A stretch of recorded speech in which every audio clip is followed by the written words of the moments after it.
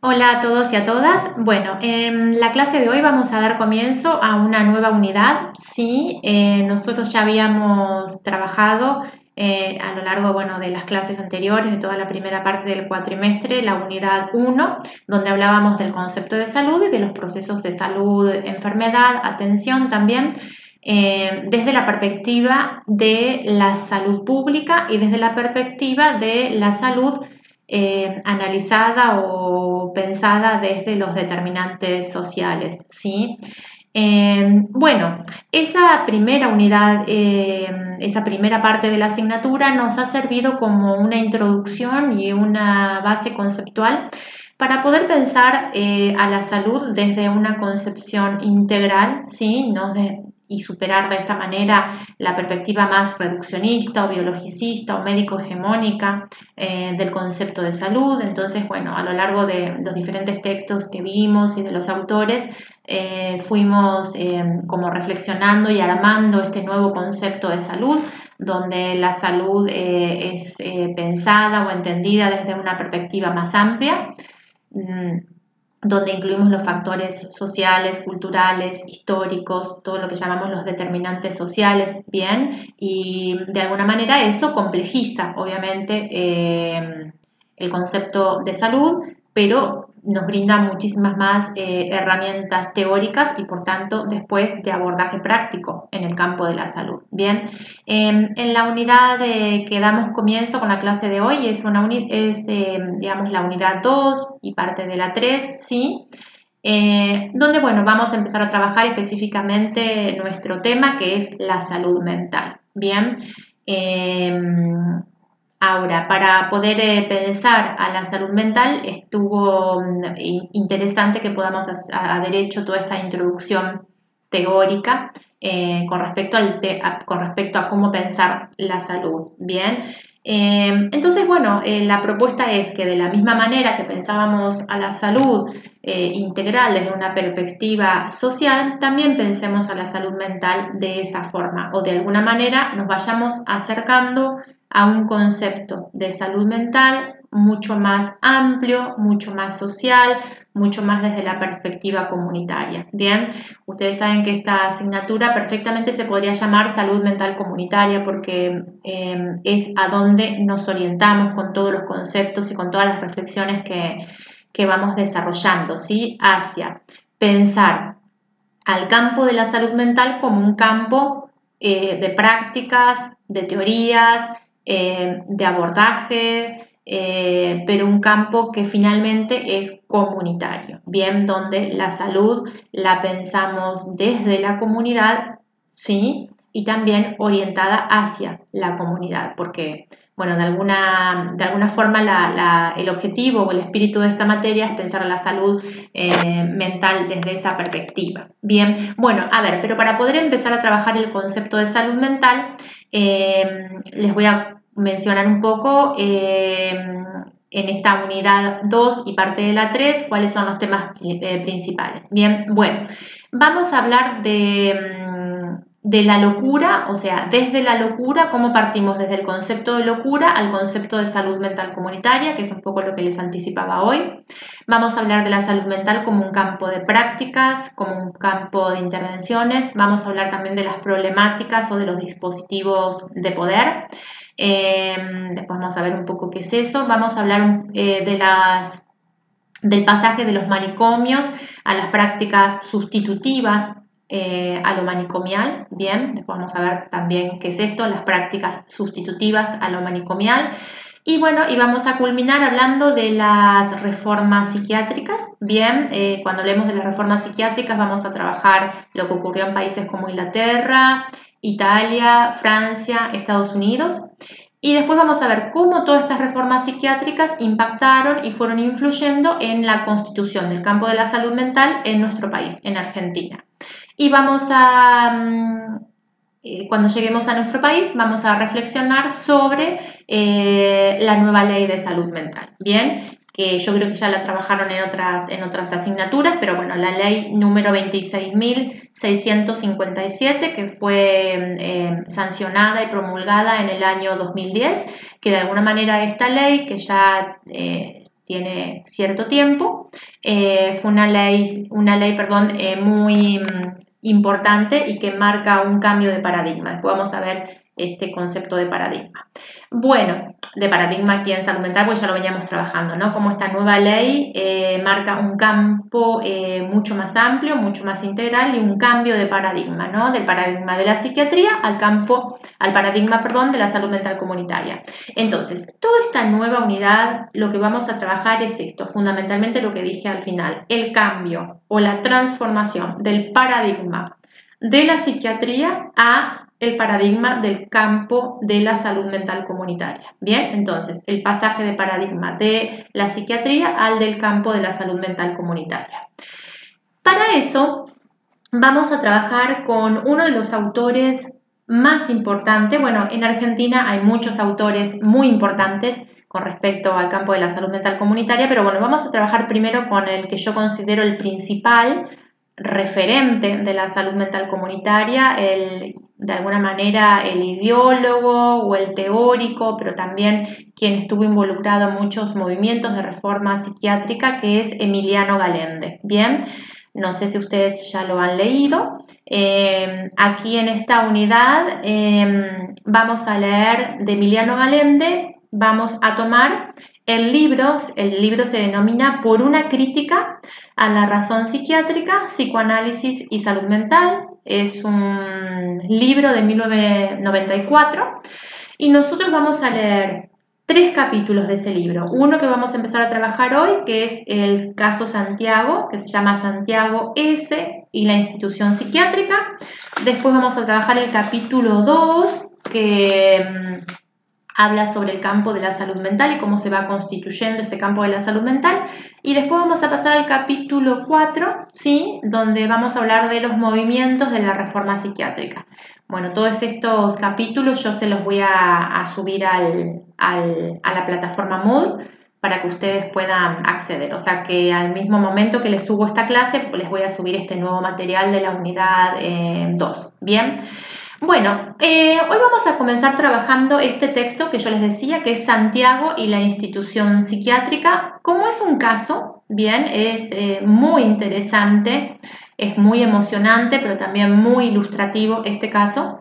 Es como una viñeta clínica donde de alguna manera Emiliano Galende lo que intenta es mostrar, por eso les decía es muy ilustrativo, ilustrar, ¿sí?, cómo el proceso de la institución psiquiátrica puede llevar a la deshumanización de las personas que de alguna manera padecen sufrimiento psíquico y que terminan en una institución psiquiátrica, como les decía, a la deshumanización, pero también a la interrupción de sus vínculos sociales, de sus vínculos comunitarios. Bien, entonces en este ejemplo, en este caso clínico de Santiago, vamos a ver cómo de alguna manera la institución termina acoplándose a una primera patología que podría ser la patología mental o psiquiátrica, después se termina acoplando a la institución psiquiátrica como una nueva patología y crea lo que llamamos esta cronicidad de los enfermos alojados en un hospital psiquiátrico. En los otros capítulos vamos a ver componentes más teóricos sobre esto, pero bueno, vamos a comenzar con este caso porque este caso lo ilustra muy bien, ¿sí?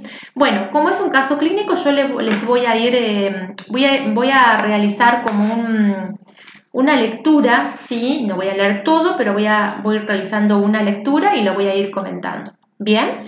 Bueno, Santiago está internado en el Hospital Psiquiátrico R por orden judicial. Fue llevado por la policía, que lo mantenía detenido desde hacía unas semanas.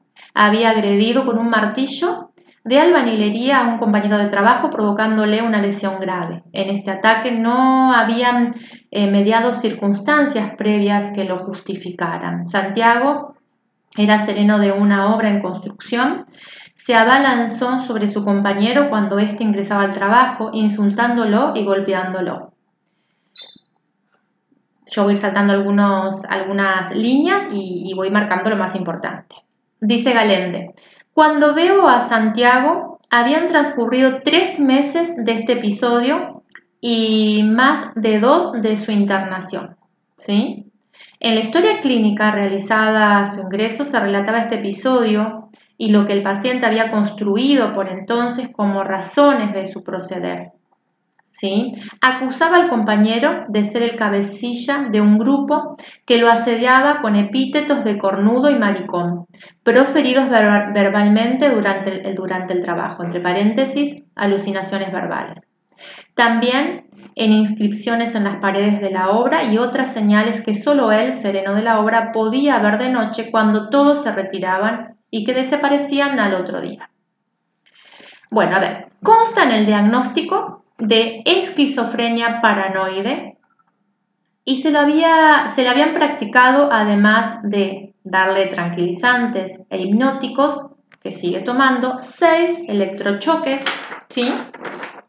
En el último era hace ya más de un mes al momento de mi encuentro, dice Galente. Bueno, entonces, vemos que el diagnóstico, ¿sí? El diagnóstico con el cual podríamos decir, se lo clasifica, esa sería la palabra correcta desde la psiquiatría, el diagnóstico con el cual se lo clasifica a Santiago, ¿sí? Es una esquizofrenia paranoide, ¿sí? Este es un diagnóstico psiquiátrico. El abordaje, o sea, el tratamiento que se le dispuso fueron hipnóticos, tranquilizantes, o sea, psicofármacos, ¿sí? Y algunos electroshock o electrochoques, como dice aquí Galende, ¿sí? Bueno, estos métodos son bien propios de la institución psiquiátrica. A ver, dice, en ese tiempo Santiago colaboraba en la distribución de la comida a los otros internos, en algunas tareas de la sala y tenía permiso para salidas, que en general eran breves y poco frecuentes. Parecía evidente que no deseaba marcharse del hospital. Solo hablaba de su salida para realizar algún corto paseo o comprar cigarrillos. Se podía dialogar cordialmente de las cosas de su vida en el hospital, pero guardaba silencio cuando le preguntaban sobre su futuro o sus proyectos más cercanos. Más adelante dice, vi a Santiago durante 9 meses. En general 2 o 3 veces por semana durante 30 o 40 minutos. Las entrevistas se hicieron más frecuentes en el último mes, con más tiempo de duración, época en la que tomé algunas notas sobre el tratamiento. Han pasado ya más de 16 años de estas entrevistas, ¿sí? Dejé de verlo en 1972. Es con esas notas que conservo que construyo este relato, nos dice Emiliano Galente. Santiago nació en Entre Ríos en una estancia, su madre trabajaba allí de cocinera, su padre, decía su madre, era un peón con quien ella vivió durante algunos años en ese lugar. Pero él siempre pensó que era un capataz, viejo muy cariñoso con él cuando chico y de quien su madre habló siempre con ternura. Cuenta que fue la muerte de este hombre, o sea, del capataz, lo que motivó que abandonara con su madre la estancia cuando tenía 8 años. Pasó a vivir entonces con una tía y su esposo en la ciudad del interior. En una ciudad del interior. Su madre se empleó de doméstica y él ayudaba a su tío. Solo recuerda de ese tiempo que extrañaba a su madre y que extrañaba el campo. Que solía a veces dudar de la muerte del capataz, imaginando que retornaban a la estancia. Cuando Santiago tenía 10 años, su madre quedó embarazada y fueron a vivir con el compañero de su madre, un hombre mayor, viudo, policía y de mal carácter. Nunca se llevó bien con él. Cuenta que solía emborracharse y exigirle a él que lo atendiera, que fuera a comprar bebida. Lo odiaba y tenía intenso miedo. Cuando nació su hermana, las cosas empeoraron. Solía pegarle a su madre por cualquier cosa y a él también. Me pegaba para mandarme porque sí. Santiago lo esperaba, ¿sí? Preparado, cuando llegaba este hombre, dice, Santiago lo esperaba preparado para huir si llegaba borracho. En general, con su hermanita a casa de la tía con quien habían vivido. No recuerda nada de las reacciones de su madre frente a estas escenas. La tía solía decir que ella era culpable por aguantarlo. Desde los 12 años o 13, Santiago comenzó a escaparse de la casa. Deambulaba por la ciudad, hacía algunos trabajos de cadete. Por entonces su madre lo anotó en una escuela nocturna para que aprendiera a leer y escribir. Nunca había ido antes a una escuela, aunque él dice que había aprendido a leer algunas cosas. Entonces, bueno, por ese tiempo Santiago decidió entonces irse a la capital. Llegó a esta a los 15 años, con la dirección de un amigo con quien había trabajado antes. Desde entonces no volvió a ver a su madre ni a su hermana. Bien, no tiene recuerdos muy precisos de cómo vivió su adolescencia en nuestra ciudad, o sea, en la capital. Fue aprendiendo el oficio de albañil con un hombre mayor que él, al que conoció en una pensión, quien era de un pueblo cercano a la estancia en la cual Santiago nació. Esta coincidencia lo llevó a una amistad muy querida por él. Durante el tiempo de nuestras entrevistas iba a visitarlo al hospital con frecuencia y se interesaba en la curación de Santiago. Posteriormente nos ayudó a buscarle trabajo cuando tratamos de externarlo. Bien, hasta aquí sí tenemos de alguna manera la biografía infantil y de la adolescencia de Santiago, ¿sí? Es interesante que podamos reflexionar, que podamos notar de alguna manera cómo, tomando los conceptos que ya veníamos trabajando en otras clases, cómo los determinantes sociales, ¿sí? Cómo esta infancia, de alguna manera que es una infancia, podríamos llamar vulnerable o desfavorecida, donde Santiago no tiene tal vez una imagen paterna y tiene una madre en condición de vulnerabilidad que después forma pareja con un hombre alcohólico y violento. Vamos viendo cómo todos estos elementos van configurando una situación de vulnerabilidad psicosocial en Santiago, ¿sí? O sea, fíjense qué interesante esto de hablar de vulnerabilidad psicosocial, ¿no? Porque es una vulnerabilidad que después vamos a ver cómo desencadenan la patología psiquiátrica de Santiago, pero vamos a ver cómo las condiciones sociales de abandono, de pobreza, de dependencia de esta madre, de alguna manera,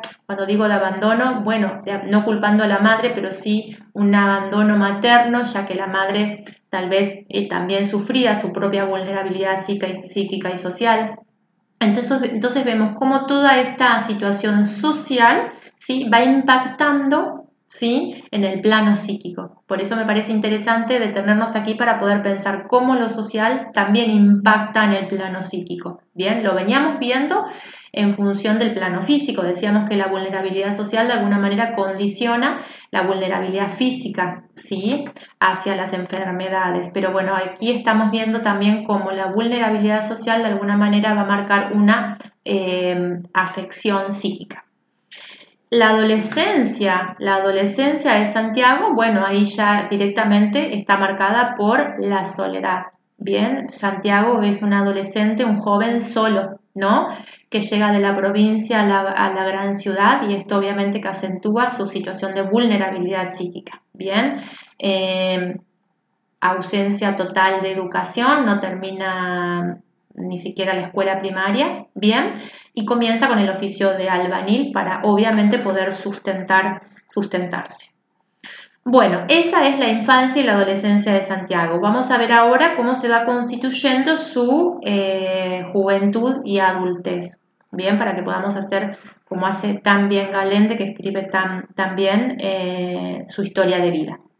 En la pensión en donde vivía Santiago conoció a Elsa, quien trabajaba allí de mucama. Él tenía unos 20 años y ella 17. Elsa había llegado a la ciudad desde un pueblo de Santiago del Estero, ¿no? También vemos aquí la misma situación de Santiago, personas que buscan un mejor porvenir en la capital, ¿no?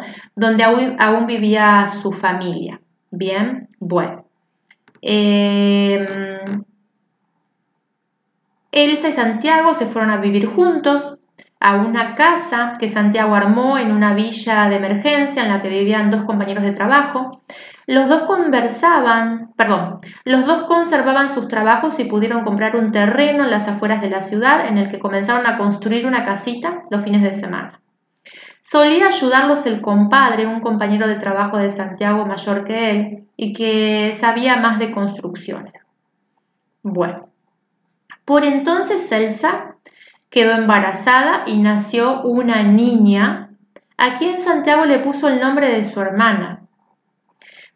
¿Se acuerdan que esta hermana que nació del segundo matrimonio de la madre de Santiago y a la cual él, digamos, se separó a los 15 años? Como Elsa tuvo que dejar un tiempo su trabajo, ya no podía continuar la obra y los fines de semana Santiago comenzó a tomar vino o ginebra en abundancia. Dice él que la bebida, ¿sí?, lo ponía tonto y lo hacía ponerse agresivo con Elsa y el compadre. Alguna vez, entre comillas, llegué a pegarle, pero era la bebida. Bien. Cuando su hija tenía 6 meses, se enfermó con diarrea y murió a los 4 días, a pocas horas de ser internada en el hospital. A partir de entonces, bebía con más frecuencia e intensidad, dejó de interesarle la construcción de su casa, comenzó a faltar a su trabajo para quedarse tomando en la villa. Tuvo problemas con la policía por peleas con los vecinos cuando tomaba mucho. Habían transcurrido 3 meses desde la muerte de la niña cuando Santiago sufrió un accidente. Se cayó de un andamio en la obra. Bueno, y ahí cuenta un poco las consecuencias de este accidente: una fractura de fémur, otra de muñeca. Bien, permaneció en cama, enyesado mucho tiempo, la muerte de su hija. Y el accidente marcan un giro importante en la vida de nuestro paciente, nos dice Galende. Su mujer trabajaba durante el día y retornaba a la noche. Santiago, que no podía movilizarse, la esperaba con ansiedad y alcoholizado. Era la bebida, no sé si era cierto, pero yo pensaba que me engañaba, que tenía otro tipo. Yo no servía para nada, estaba atontado. Parece que los celos en el comienzo surgieron porque ella se arreglaba especialmente, entre comillas, esto es una cita de él, o porque un día regresaba tarde y desarreglaba. Se desprende de su relato que le hacía escenas violentas, que la acusaba de engañarlo y de haber dejado morir a la nena. Creo que Santiago vivía aterrorizado de que Elsa no volviera, que lo abandonara, y es probable que algo de estos sentimientos se realizaran en las escenas en las que la acusaba de la muerte de la hija. Finalmente, un día, Elsa no retornó, como Santiago temía, y esperaba hacía tiempo. Son un tanto borrosos, a veces contradictorios, sus relatos de aquella época. Bien, o sea, todo lo que se refiere a aquella época, ¿sí?, en la que su mujer ya no regresó a vivir con él, Galende nos dice que son todos recuerdos muy borrosos. Cuando se repuso de su pierna, este amigo, ¿sí?, el amigo que él tenía, que le llamaba el compadre, le consiguió un trabajo de sereno en una obra en la que él era capataz. Allí vivió los meses anteriores a su ingreso al hospital. Fue en ese empleo que comenzó a incubarse lo que provocó su internación. Dice que recordaba mucho a su madre y a su hermana, a quien con frecuencia confundía con su hija muerta. Bien, ahí ya empieza, ¿sí?, de alguna manera lo que podríamos llamar como un periodo prepsicótico, ¿no?, donde empieza a asociar la figura de su hija con la figura de su hermana, de su hija muerta con la figura de su hermana. Deambulaba por la obra, insomne durante las noches y solo dormía de madrugada. El compadre que lo había llevado allí dejó un día su empleo y no lo volvió a ver. Al principio le extrañó que no se hubiera despedido de él, que le hubiera mandado decir por otro compañero que cambiaba de trabajo. Más tarde no pudo explicarme cómo, ¿sí? Pero dice haberse enterado de que el compadre vivía con Elsa, su exmujer. Nada había hecho para confirmar esta situación, pero se mostraba convencido de que era cierta. Se sentía engañado y comenzaba a reconstruir recuerdos de escenas vividas con Elsa y el compadre, en las que hallaba un nuevo sentido y descubría que seguramente lo habían engañado desde antes. También comenzó a pensar que podían haber tramado juntos la muerte de su hija, aunque cuando me lo cuenta se avergüenza de pensarlo y rápidamente dice que eran tonterías. Bien, sin embargo repite con frecuencia que ellos han muerto para mí, que no quiere verlos más, con lo cual la muerte lo mantiene atado a esta historia de pérdidas en la que la hija y su hermana ocupan el centro. En las noches, sí, que deambulaba por la obra, dice que encontraba señas del compadre o trampas para que se cayera, por lo que pensaba, aún sigue creyéndolo, que el compadre seguía estando en la obra aunque él no lo viera. Las señas, dice, eran inscripciones en las paredes que lo aludían en su condición de cornudo o maricón. Otra se trataba de tirantes cruzados de determinada manera, ladrillos puestos en cierto lugar, ¿sí? Entonces él pensaba que el compadre seguía burlándose de él. Ante la pregunta de por qué podía querer burlarse, ¿no? Galenda en la entrevista le pregunta por qué podía querer burlarse de él, solía decirme que a lo mejor era para que no fuera más tonto, para que supiera ser más desconfiado y aprendiera a ver cómo es la gente. La misma razón tendría para contarle a los demás compañeros de la obra del robo de su esposa, para humillarlo y enseñarle. Para enseñarle, entre comillas, a no perder más con una mujer. Bueno, otras veces me dice que el compadre lo sometía a pruebas terribles. Bien, bueno, en el último tiempo, antes de su internación, estas ideas se fueron extendiendo a los demás compañeros de la obra. Bien, percibía que le hacían determinadas señas de cornudo, se burlaban, comentando entre ellos sobre alguien maricón.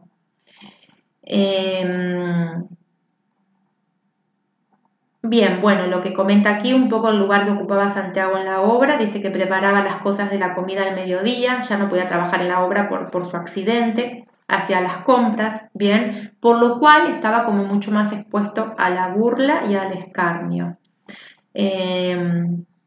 Fue uno de estos compañeros, al que sabía amigo del compadre, al que atacó con un martillo, pensando que era el cabecilla de las humillaciones y burlas. No da más razones, piensa que los celos lo enfermaron junto a la bebida, como a cualquiera a quien el compadre engaña con su mujer, dice entre comillas. Bien, bueno, vamos hasta aquí. Entonces, fíjense que, bueno, anteriormente habíamos analizado la infancia y la adolescencia de Santiago.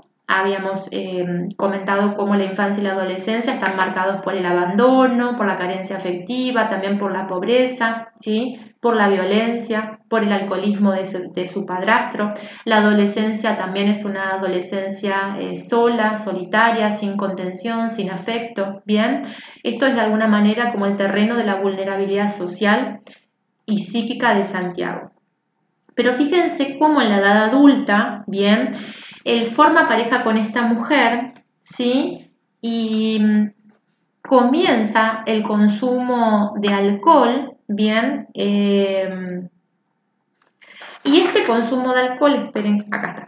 Y este consumo de alcohol, fíjense cómo de alguna manera sirve como una base, podríamos decir como una base conductual, ¿sí? Para que comiencen a asociarse a este consumo de alcohol ciertos sucesos que podríamos llamar como determinantes. Bien, entonces tenemos el consumo de alcohol asociado, por ejemplo, a la muerte de su hija, asociados también a este accidente que él sufre y lo incapacita.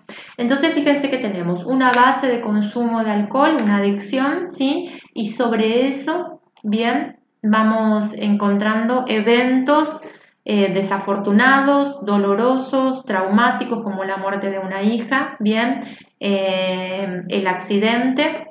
Y esto de alguna manera empieza como a incubar este cuadro paranoide en Santiago, donde empieza de alguna manera a desarrollar ideas de a poco. Fíjense que si ustedes lo van leyendo, de a poco él empieza a construir ideas delirantes asociadas a su mujer Elsa y al compadre. Bien, esas son las primeras ideas delirantes que empieza a construir, y después ya en la obra donde él trabaja, bien, es donde se agravan estas ideas delirantes. Podríamos decir que este es el desencadenamiento de su cuadro psicótico. Bien, si quieren analizarlo más desde el punto de vista clínico de una psicosis, vamos a ver que tenemos un cuadro psicótico paranoide donde las ideas delirantes son ideas persecutorias. Bien, entonces fíjense que el diagnóstico cuando él llega al hospital es un de esquizofrenia paranoide, ¿no? Sí, ahí está. El diagnóstico psiquiátrico de Santiago es esquizofrenia paranoide. Entonces nosotros vemos en el desencadenamiento de estos episodios psicóticos, vemos justamente un episodio psicótico, bien, asociado al consumo de alcohol, asociado a algunos eventos traumáticos, como son la pérdida de su hija, que él a su vez resignifica y asocia con la pérdida de su hermana. Vemos como todo este escenario va desencadenando la construcción de ideas delirantes, y son ideas delirantes de persecución, que los demás compañeros de la obra lo miran, lo observan, se burlan de él, ahí tenemos alucinaciones auditivas, después tenemos alucinaciones también visuales, donde él ve inscripciones o pintadas en las paredes de la obra. O sea, todo esto sí realmente es un episodio psicótico con ideas delirantes. Bien, que culminan, bien, en un hecho violento, que es donde él agrede a un compañero de la obra, y por eso, digamos, aquí entra de alguna manera en escena la policía, quien lleva a Santiago al hospital psiquiátrico, lo cual es muy común en los pacientes que ingresan a los hospitales psiquiátricos y en los pacientes psicóticos generalmente, o por algún hecho agresivo, que no es lo más común, ¿no? Pero por algún hecho agresivo o algún hecho que podríamos ubicar como de disrupción social, o deambular por la calle, o robar algo, o alguna escena que sea socialmente disruptiva. Generalmente puede ser que la policía es quien conduce a estos pacientes al hospital psiquiátrico. Bien, sobre todo antes, bueno, vamos a ver, antes de la nueva ley de salud mental. Entonces fíjense que aquí tenemos como toda la escenificación psicótica. Continúo, estoy en la página 30, ¿sí? Dejé de ver a Santiago en 1972, pero por entonces, evaluábamos en la sala que estaba en condiciones de dejar el hospital. O sea, para 1972 Santiago ya estaba en condiciones de externar, ya estaba en condiciones de dejar el hospital psiquiátrico. Pero la externación, ¿sí? Esta palabrita que es tan importante, la externación se presentaba difícil, dice Galende. No tenía familiares. El único amigo que conocíamos colaboraba en la búsqueda del trabajo, pero no podía ayudarlo con un alojamiento y manutención. No tenía familia, ni vivienda, ni trabajo, pero además se mostraba preocupadamente adaptado al hospital. Y llegó a acusarme, dice Galende, de que yo también quería abandonarlo cuando él no se sentía del todo bien, refiriéndose a su pierna fracturada. Entonces, fíjense, ¿qué es lo que destaca aquí Galende de la situación de Santiago? Galende nos dice, Santiago ya estaba en condiciones médicas o psiquiátricas, ¿sí? Ya había superado su episodio psicótico con la medicación, con la psicoterapia, ya estaba en condiciones, su salud mental ya estaba en condiciones de externarse, o sea, de salir del hospital psiquiátrico, bien, de salir de la institución psiquiátrica e empezar una vida independiente y autónoma. Bien, estaba en condiciones, no tenía ningún tipo de retraso mental ni de discapacidad. Pero ¿qué pasa? La externación se presentaba sumamente compleja y difícil. ¿Por qué? Porque no tenía familia, no tenía vivienda, no tenía trabajo. Pero otro hecho importante, que es de alguna manera el objetivo de esta viñeta clínica, nos dice, se mostraba preocupadamente adaptado al hospital. Fíjense qué es esto de preocupadamente adaptado al hospital. Estaba de alguna manera cómodo en el hospital. Bien, ¿y por qué estaba cómodo en el hospital? Bueno, por varias cuestiones, principalmente por el padecimiento de Santiago, ¿no? Al sufrir una psicosis paranoide, una condición bastante grave, pero una condición de mucha vulnerabilidad, fíjense que él encontraba cierto resguardo, ¿no? Cierta contención, podríamos decir, hasta cierto sentimiento de hogar, ¿no? En el hospital. Y esto es preocupante, ¿por qué? Porque, bueno, las condiciones del hospital no son las adecuadas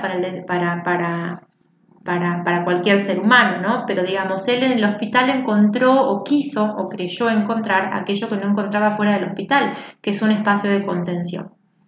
Entonces, bueno, aquí es donde se empieza como a complicar este cuadro, esta situación. Entonces, bueno, pensemos en esto, ¿no? De adaptado, él estaba demasiado adaptado al hospital. Entonces nos dice Galende, fíjense en la página 31 arriba, estábamos en cierto modo atrapados. Nos asustaba su desamparo y los riesgos psíquicos de una exposición directa a su realidad en la vida, ¿no? Entonces también encontrábamos a Santiago en una situación de desamparo psicosocial y también cierto riesgo, ¿sí? A que saliera del hospital y se encontrara con la realidad. O sea, la situación era delicada en los dos sentidos. Él ya se encontraba muy adaptado al hospital, pero esta adaptación a la realidad de alguna manera estaba él protegiéndose, ¿sí? Del encuentro con la realidad, que la realidad para Santiago es una realidad traumática. Bien, esto es como lo más interesante para analizar del caso clínico, la realidad social, ¿sí? La realidad afuera del hospital es traumático. Prefiere el hospital, prefiere el encierro a salir al mundo. Fíjense, no podría decir aún hoy cuánto perduraba de su enfermedad, ¿sí? No mostraba por entonces ninguna señal de sus ideas delirantes y había podido elaborar bastante del encadenamiento de pérdidas que era su historia. Bien, o sea, en la psicoterapia, en las charlas con él, con Galende, de alguna manera había podido como elaborar un poco estas pérdidas que había sufrido a lo largo de su historia. Toda la situación en aquel momento estaba dominada enteramente por su intenso desamparo, o sea, él pasa de un cuadro psicótico, de una esquizofrenia, a una situación de desamparo psicosocial. En estas condiciones, dice Galende, perdón, en estas condiciones dejé de verlo y saber de él. Recobré la historia de Santiago hace poco tiempo, ¿sí? Recuerden que este libro que estamos leyendo es del 97. Recobré la historia de Santiago hace poco tiempo, 15 años después. Me habían invitado a una jornada sobre psicosis en una colonia del interior del país. Allí está internado ahora Santiago. Fíjense, Santiago pasa de un hospital psiquiátrico de la capital del país, de la capital federal, a una colonia del interior, ¿no? Esta palabra colonia es muy de las instituciones psiquiátricas. Me sentí, dice Galende, confundido, en parte avergonzado y en parte culpable de verlo allí. Nunca fue externado desde el tiempo de nuestras entrevistas.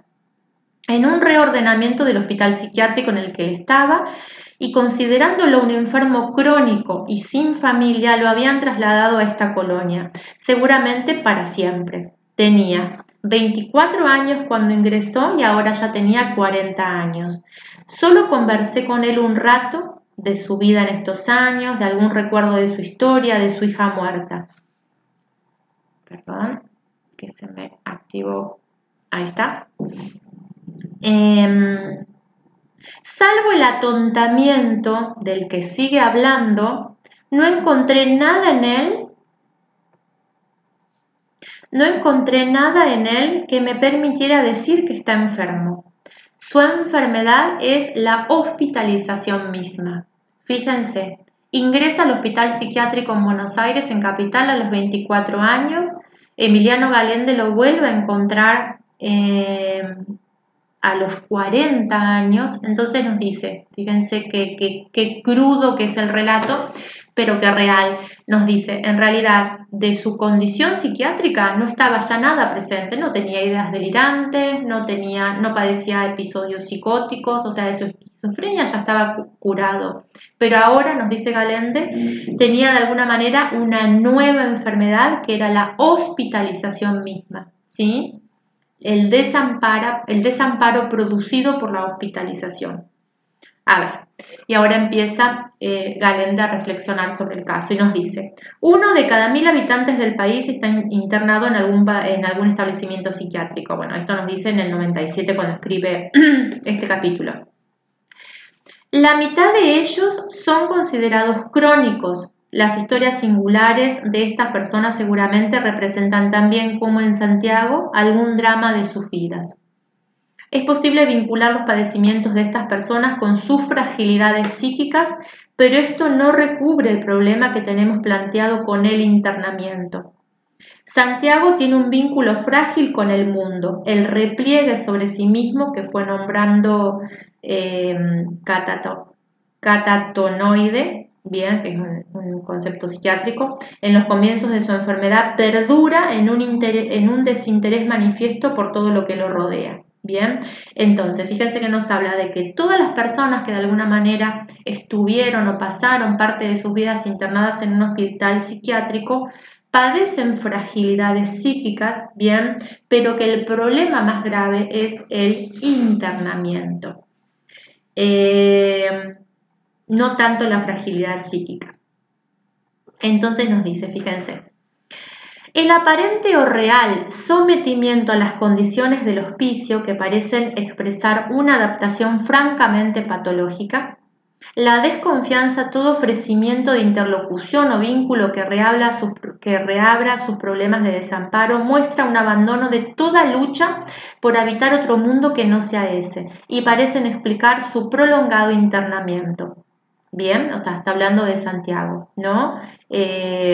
Justamente como repliegue que sufre Santiago, un repliegue en sí mismo, ¿sí? Una sensación de protección en las murallas, en las paredes, al interior del hospital psiquiátrico y un temor al mundo exterior.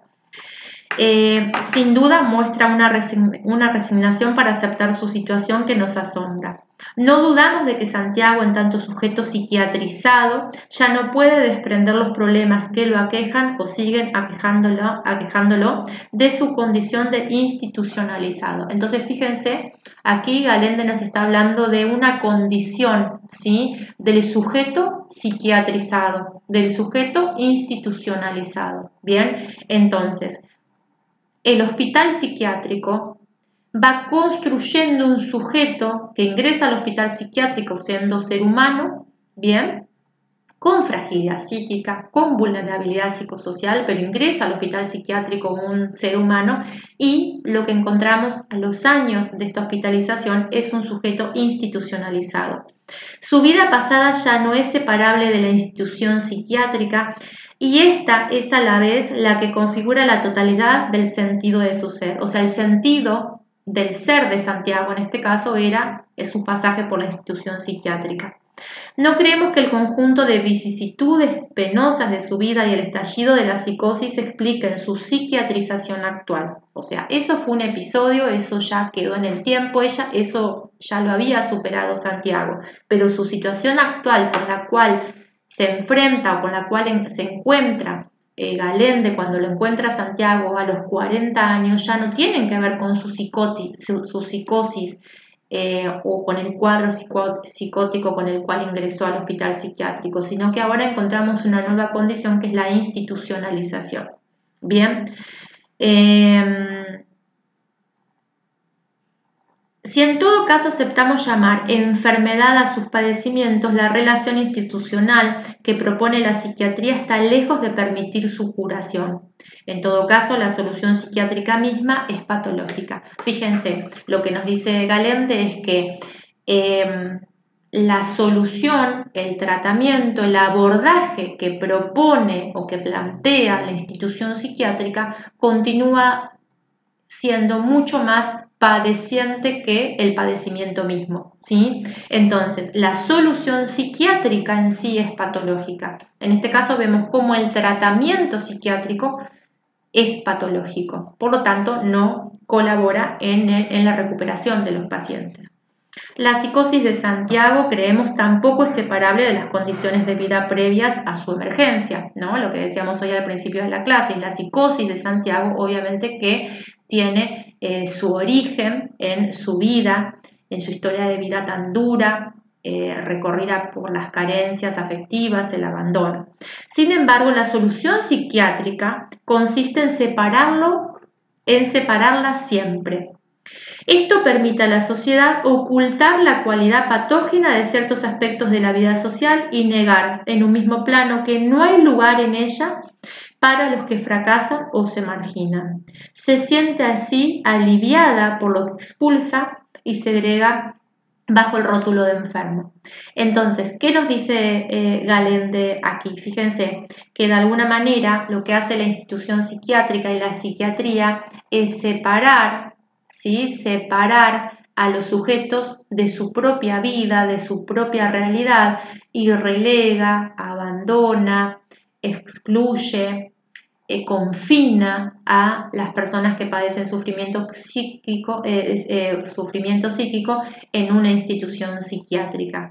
Como que, fíjense que esto de alguna manera es como una gran negación, porque lo que habíamos visto hasta aquí es que el padecimiento psíquico de Santiago tiene que ver con sus condiciones sociales. Bien, entonces de alguna manera la sociedad construye los hospitales psiquiátricos, nos dice Galende, para ocultar, para negar sus propias problemáticas. Fíjense qué manera tan interesante de ver esta situación, ¿sí? No es que el hospital psiquiátrico es una solución a la patología mental, sino que el hospital psiquiátrico es un eslabón más, ¿sí?, de esta patología mental. Bien, porque niega las condiciones sociales, niega la vida real de las cuales los sujetos son padecientes. El dispositivo actual de salud mental significa un cambio de política respecto a la psiquiatría, aunque deba comprenderse hoy como un proceso en transición. Se trata de devolver a cada uno de los protagonistas su propia responsabilidad. Bueno, y aquí empieza Galende un poco a hablar de este pasaje que les decía yo hoy del dispositivo psiquiátrico a la salud mental comunitaria. Entonces, en este pasaje del dispositivo psiquiátrico a la salud mental, ¿sí? Bueno, hay muchos agentes, hay muchos responsables, ¿sí?, en este pasaje, en este gran cambio de paradigma que en nuestro país lo marca la nueva ley de salud mental. Entonces, de alguna manera nos dice aquí quiénes son los responsables de este cambio de paradigma. Nos dice el Estado, ¿sí?, en su función de preservar las formas más humanas de solidaridad social, la sociedad en su conjunto a través de los grupos comunitarios para hacer efectivo el compromiso solidario en los que fracasan o enferman, bien, la familia como elemento esencial productor de seguridad psíquica o de enfermedad, al individuo para la asunción de responsable de su destino. Fíjense qué interesante, y nos dice entonces, vamos a detenernos aquí, fíjense qué interesante, Galende nos dice, para que podamos cambiar, para que podamos transformar, para que podamos transitar a este nuevo paradigma de la salud mental, todos tenemos que ponernos en un lugar de responsabilidad. El Estado, bueno, como garante de derechos, ¿no? Esto lo sabemos. La sociedad también, a través de sus mecanismos de solidaridad social. La familia, fíjense, como elemento esencial, productor de seguridad psíquica o enfermedad, y el individuo asumiendo sus responsabilidades. Finalmente nos dice, para terminar el capítulo, Santiago mismo ha encontrado en su condición de loco institucionalizado una identidad que lo exime de un tormento que ya no soporta. Su solución es patológica, sin duda. Este libro pretende de alguna manera desentrañar la patología de las respuestas que la sociedad y especialmente la psiquiatría han producido para intentar pensar un camino alternativo de atención colectiva a los problemas mentales que no resigne las exigencias éticas de libertad y de solidaridad. Bueno, un poco nos dice, como es el primer capítulo de este libro tan importante que es Psicoanálisis y Salud Mental, lo que nos dice, bueno, que la psiquiatría en realidad plantea una solución patológica, ¿bien? Y que la misma psiquiatría produce patología. Entonces nos propone como que pensemos este caso, el caso Santiago, para que podamos pensar una nueva modalidad de abordaje en la salud mental, ¿sí? Y un abordaje que sea ético, y lo vamos a ver un poquito más adelante cuando veamos que este abordaje tiene que ver obviamente con el respeto de los derechos humanos y la preservación de los derechos humanos de las personas con padecimiento psíquico. Bueno, espero que les haya resultado interesante. Este es el primer capítulo que vamos a ver de Galende y bueno, de alguna manera el caso Santiago nos muestra lo patológico que es la respuesta que da la psiquiatría a través de su institución, que es la institución psiquiátrica, a los padecimientos psíquicos o padecimientos mentales. Bueno, terminamos la clase de hoy y bueno, nos encontramos como siempre en el foro. Muchas gracias.